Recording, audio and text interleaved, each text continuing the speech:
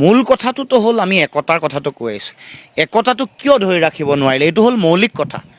আজি একতাটো ধৰি ৰাখিব পাৰিব লাগিছিল, কাৰণ এই উপনিৰ্বাচনৰ 5টা চিটত কোনোবা জিকিলেও চৰকাৰ সলনি নহয়, 5টা হাৰি গ'লেও চৰকাৰখন ভাঙি নাযায়।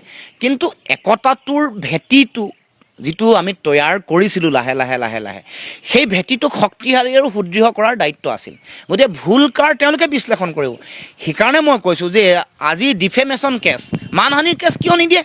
পইচাৰ কথা যে আহিলে, ভূপেন বৰাকে কৈছোঁ, আপোনালোকে কিয় মানহানি কেছ নকৰে? এনেকুৱা ধৰণৰ এটা পৰিৱেশ সৃষ্টি যে হৈ গৈছে, আজি যে ধনৰ লেনদেন হোৱাৰ কথা মুকলি মূৰীয়াকৈ ক'ব পৰা হ'ল। গতিকে এই কথা বতৰাবোৰ মই ভাবোঁ যাৰ কাৰণে আজি একতাটো যে আজি বন্ধকত দি দিয়া হ'ল, আমাৰ বিৰোধী ৰাজনৈতিক শক্তিৰ মাজত একতা যিটো ভাঙোন আহিলে, এই কথাটো আচলতে পুনৰ বিশ্লেষণ হোৱাটো প্ৰয়োজন। মই আজি যিহেতু ফলাফল আহিছে, বিশেষ একো ক'ব খোজা নাই। এটাই স্পষ্টকৈ ক'ব পাৰোঁ যে একতা য'ত ভাঙিছে বেয়া ফলাফল হৈছে, য'ত এক হৈ আছে জয়ৰ সম্ভাৱনা, জিকিব বুলি নকওঁ, কিন্তু জয় হ'ব পৰা যিটো সম্ভাৱনাপূৰ্ণ যিটো পৰিৱেশ, এইটো ৰাজনৈতিক পৰিৱেশটো গঢ় লৈ উঠে। গতিকে একতাৰ বিকল্প নাছিল উপনিৰ্বাচনত। গতিকে এই কথাবোৰ যাতে সকলোৱে উপলব্ধি কৰে। চাওক, প্ৰথম কথাটো হ'ল যে নিৰ্বাচন এটা কালেক্টিভ বস্তু, এইটো ব্যক্তিগত কোনো কথাৰ ইয়াত বিষয় আহিব নোৱাৰে। এইটো এটা কংগ্ৰেছৰ বিফলতা। ব্যক্তিগতভাৱে কোনোবাই কি কৈছে কি নাই মই এইটো নাজানো, কিন্তু এইটো এটা কালেক্টিভ বস্তু। এইটো না কোনো কেৰিজমেটিক বস্তু নহয় যে কোনোবা এজন মানুহে জিকাই লৈ যাব পাৰিব। মোদীয়ে 2014 চনত নিৰ্বাচন জিকাইছিল মোদীৰ নেতৃত্বত নহয়, সংগঠন হৈছিল, বিজেপিৰ সংগঠন সকলো পৰ্যায়ত আছিল। গতিকে এইটো এটা নিৰ্বাচন, এইটো এটা কালেক্টিভ বস্তু এটা, ইয়াত সকলোৱে সামূহিক প্ৰচেষ্টাতহে নিৰ্বাচন জিকা যায়। গতিকে মই ভাবোঁ যে এইটো এটা একতা নোহোৱাৰ ফলশ্ৰুতিত এই পৰাজয় হৈছে। গতিকে উপলব্ধি কৰিব লাগিব, একতাটো ভাঙোন সৃষ্টি কৰাৰ কাৰণে কোনে ভাঙোন আনিলে বা কোনে এই কথাটো উপলব্ধি নকৰিলে।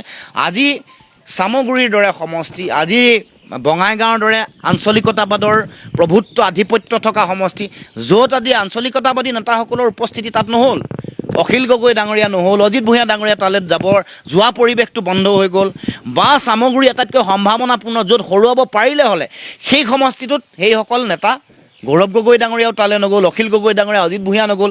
এই নোযোৱাৰ কাৰণে আজি ফলশ্ৰুতিত মানুহৰ মাজত হতাশা আহিছে যে তেওঁলোকেচোন একত্ৰিতই হৈ থাকিব নোৱাৰে, তেওঁলোকেচোন বিজেপিক হৰুৱাবলৈ তেওঁলোকৰ মন নাই নেকি আচলতে।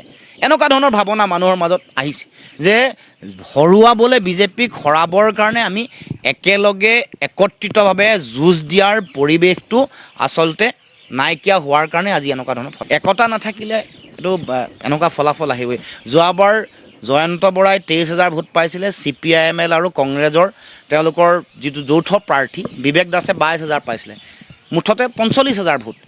এইবাৰ তেওঁলোকে কংগ্ৰেছে পালে 41,000, CPIML দলে পালে 5,000 ভোট আৰু আপে পালে 1,000, 47,000 ভোট। বৰ বিশেষ পাৰ্থক্য অহা নাই। গতিকে ভোট এইটোৱে আছিলে, আৰু সকলো ধৰণৰ কথা বতৰা চাই সিদ্ধান্ত ল'ব লাগিব। আজিকালি ইমান উন্নত আধুনিক এটা পলিটিকেল ষ্ট্ৰেটেজি মেনেজমেণ্ট চলে। গতিকে তেওঁলোকে কংগ্ৰেছৰ দৰে এটা দক্ষ দল, কংগ্ৰেছৰ দৰে শক্তিশালী ষ্ট্ৰেটেজি মেনেজমেণ্টৰ কাৰণে বেলেগ বেলেগ এজেঞ্চি ব্যৱহাৰ কৰি থকা দলটোৱে কোনটো প্ৰয়োজন, প্ৰায়ৰিটিটো ফিক্স কৰিব লাগিব। ইউনিটিটো প্ৰায়ৰিটি আছে নাই? ইউনিটিৰ প্ৰায়ৰিটিৰ কাৰণে, ইউনিটি যদি প্ৰায়ৰিটিত আছে তেতিয়াহ'লে কেনেকৈ গোটেই ষ্ট্ৰেটেজি প্ৰফেশ্যনেলি মেনেজমেণ্ট কৰিব লাগিছিলে এইটো তেওঁলোকে জনা দৰকাৰ আছে।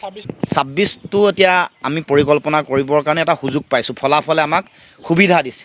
গতিকে তাৰ পাছত এই গোটেই বিষয়টোত যিসকলে একতা ভাঙিছে বা যোনে একতাটো গুৰুত্বপূৰ্ণ নহয় বুলি ভাবে, তেওঁলোকে উপলব্ধি কৰি তেওঁলোকে নিজে বুজি পাব লাগিব, আৰু তাৰ পিছত আমি কথা বতৰা পতাৰ এটা পৰিৱেশ থাকিব। আমিতো সদায় ভাবোঁ যে বিজেপিক উৎখাত কৰিবলৈ হ'লে একতাৰে যুঁজিব লাগিব। আজিও আমাৰ মূল লক্ষ্য বিজেপিক উৎখাত কৰা। সেইকাৰণে বহুত ধৰণৰ কথা বতৰা হোৱাৰ পাছতো, বহু দেৰিলৈকে তেওঁলোকে এই গোটেই কথাবোৰ ঠিক ছেটেল কৰি নিদিয়াৰ পাছতো আমি কেৱল মাত্ৰ অসমৰ মানুহৰ স্বাৰ্থত 26ৰ ৰাজনৈতিক ভৱিষ্যতটো আমি শক্তিশালী কৰাৰ স্বাৰ্থত আমি গোটেই বিষয়টো আগবঢ়াই লৈ গৈছিলোঁ। গতিকে সকলোৱে ভাবক, উপলব্ধি কৰক, উপলব্ধি কৰি বুজি তেওঁলোকে আগবাঢ়ি আহক।